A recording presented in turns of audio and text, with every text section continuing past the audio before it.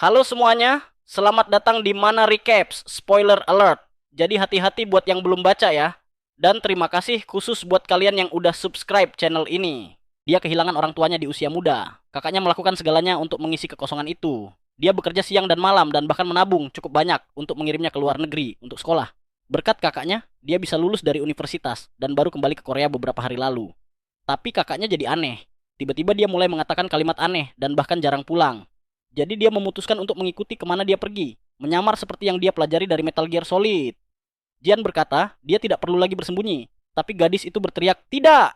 Karena dia melihat semuanya dengan mata kepala sendiri saat mengintip ke Jim. Dia mendekatkan wajahnya ke kaca, dan terkejut melihat bahwa yang dilihatnya ternyata adalah pemimpin sekte dengan celana dalam bergambar harimau. Dan dia yakin bahwa kakaknya telah dicuci otaknya oleh pemimpin sekte itu. Dia mengatakan bahwa itu pasti mau luang dan bahwa tempat itu hanyalah tempat berkumpul dan berolahraga. Tapi dia salah paham. Lalu mereka mulai mendengar suara-suara pelatihan yang sangat menyeramkan. Dan mereka berdua terlihat ketakutan, bertanya-tanya, suara apa itu? Kita melihat tirai merah dan orang-orang mengangkat beban, sementara seseorang terus meneriakkan mati di neraka. Dan tentu saja ada siluet jahat yang tampak seperti sedang menikam seseorang hingga darah muncrat kemana-mana. Jian memutuskan untuk bertindak dan menarik tirai, bertanya apa yang mereka lakukan, hanya untuk melihat 4 orang aneh menatap tajam ke arahnya. Dia terlihat ketakutan, dan mereka berkata bahwa waktunya telah tiba.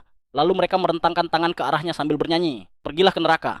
Hanya untuk langsung berlari melewatinya dan si gadis lainnya lari keluar. Jian bingung, dan si gadis menjerit melihat darah berceceran di lantai. Lalu tiba-tiba gadis itu pingsan. Waktu tampilmu sebentar kamu tidak akan dirindukan. Jian bertanya-tanya siapa mereka, dan mereka berdua memutuskan untuk mengikutinya. Si gadis berkata bahwa dia tidak yakin karena makeup mereka, tapi dia yakin kakaknya adalah salah satu dari mereka. Jian berkata bahwa dia mengerti dan merasa mereka tidak bisa dibiarkan begitu saja. Mereka melihat para pria itu mendekati seorang nenek yang membawa tas besar, terlihat mencurigakan. Mereka berteriak pada nenek itu untuk menyerahkannya. Jian memperingatkan sang nenek, tapi saat sang nenek berbalik, mereka malah menggendong nenek itu, dan salah satunya mengambil tasnya. Jian dan si gadis terus bingung dengan kelakuan mereka. Mereka berkata, pergilah ke neraka pada si nenek. Jian mengatakan bahwa dia tahu ada yang aneh, dan si gadis juga berkata, ini terjadi lagi. Mereka terus mengikutinya dan melihat ada bola nyangkut di pohon dan seorang anak kecil menangis. Salah satu dari mereka mengangkat senjata tinggi-tinggi di atas kepala anak itu, seolah akan membunuhnya. Jian berteriak, tidak, hanya untuk melihat seorang pria menghantam pohon dan menjatuhkan bolanya. Anak itu terlihat lega. Salah satu dari mereka menyerahkan bola kepada anak itu dan mengatakan bahwa itu adalah bola gilotin sepak bola. Dan anak itu harus bersiap karena giliran dia selanjutnya. Mereka berdua kebingungan dan bertanya, apa maksudnya mereka?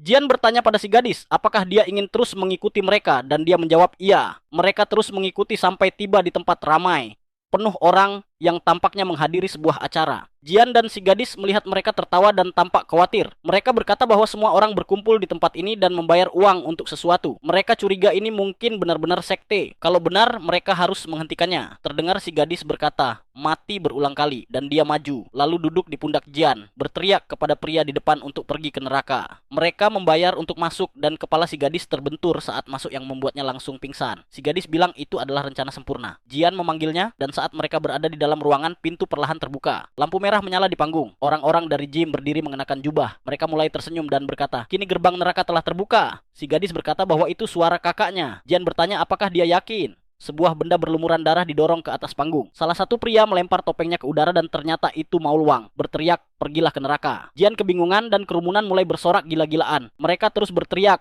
mati dan ke neraka. Kita melihat semua anggota Jim Stronger termasuk Raja Hati, Kiwong dan Yura juga ada di sana. Jian mulai bertanya-tanya apakah mereka semua bagian dari ini dan apakah Mau Luang benar-benar pemimpin sekte. Salah satu anggota berkata bahwa Raja Neraka telah meminta persembahan dan saatnya memberikannya. Mereka menarik tirai untuk menunjukkan sesuatu di atas nampan. Jian bertanya-tanya apakah itu benar-benar manusia. Mau Luang mengangkat golok ke udara dan berkata bahwa dia akan melakukannya sendiri. Dia mengayunkan golok itu dan darah muncrat kemana-mana. Jian mencoba menghentikannya. Dia hanya bisa duduk di sana dengan ngeri saat darah muncrat ke seluruh arena.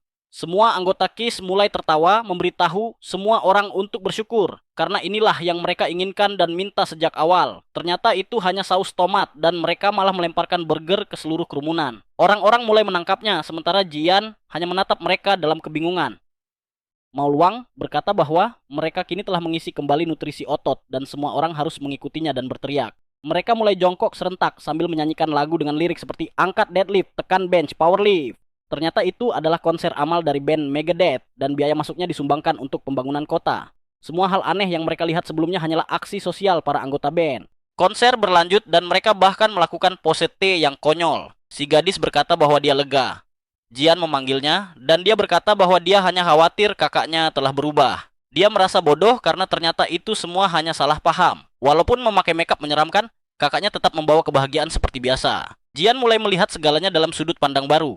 Lampu menjadi lebih terang, semua orang tersenyum dan bahagia. Jian berkata bahwa walau ada hero level A dan S, mereka tidak sebanding dengan orang-orang ini yang bisa membuat orang lain bahagia. Momen ini membuktikan bahwa mereka semua adalah pahlawan. Dia tersenyum hangat. Tiba-tiba mereka berteriak dan si gadis menangis lagi. Kita melihat para anggota band. Ada yang bermain gitar sambil mendayung. Drummer menggunakan dumbbell. Satu orang jongkok sambil main alat musik dan vokalis menyanyi dengan penuh emosi. Kamera menjauh dari gedung hingga memperlihatkan titik biru dari bumi. Dari luar angkasa, seseorang menargetkan bumi dengan senyum menyeringai. Dan sebuah struktur piramida aneh menuju bumi. Subscribe dulu kawan biar nggak ketinggalan part selanjutnya. Beberapa waktu kemudian, mereka menepukan botol shaker dan bersulang. Salah satu pria berkata konsernya luar biasa. Responsnya hebat terutama saat bagian saus tomat. Mao Luang berkata ya, terutama saus tomatnya. Lalu mereka menyemburkan minuman ke arahnya. Pria itu bertanya, ini yang kamu maksud? Mao Luang menjerit dan mulai mengejar si rambut panjang yang tertawa dan berkata, coba kejar kalau bisa. Yura bertanya apa yang mereka lakukan. Jian bertanya-tanya siapa mereka sebenarnya. Si pria berkata bahkan Raja Kuda Agung pun tak bisa menangkapnya dan tidak pantas menyandang nama itu. Si adik perempuan menyuruh kakaknya minta maaf. Jian menyadari bahwa itu adalah kakaknya dan bertanya-tanya, apakah itu benar-benar orang yang sama dari band Megadeth tadi? Karena mereka terlihat sangat berbeda tanpa makeup. Jian berkata tidak mungkin mereka menggunakan wajah seperti itu. Yura pun berkata, aku sudah bilang mereka itu pecundang. Mao Luang membanting pria itu, tapi dia merasa ingin ke kamar mandi dan pergi sambil berkata akan menyelesaikannya nanti. Kiwong bilang ingin ikut. Saat mereka berjalan, Kiwong berkata, Mao Luang terlihat sangat bersemangat hari ini. Mao Luang menyangkal sambil tertawa. Lalu seorang wanita memanggil mereka, terlihat gugup dengan ponsel di tangan. Mao Luang bertanya-tanya, apakah itu penggemar wanita pertamanya? Gadis itu mulai berbicara dan dia mengira akan diajak selfie, tapi malah ditampar habis-habisan. Gadis itu lalu bertanya pada Kiwong, apakah dia punya pacar? Gadis itu memberikan nomornya dan menyuruh Kiwong menelepon nanti. Mao Luang menangis tersentuh.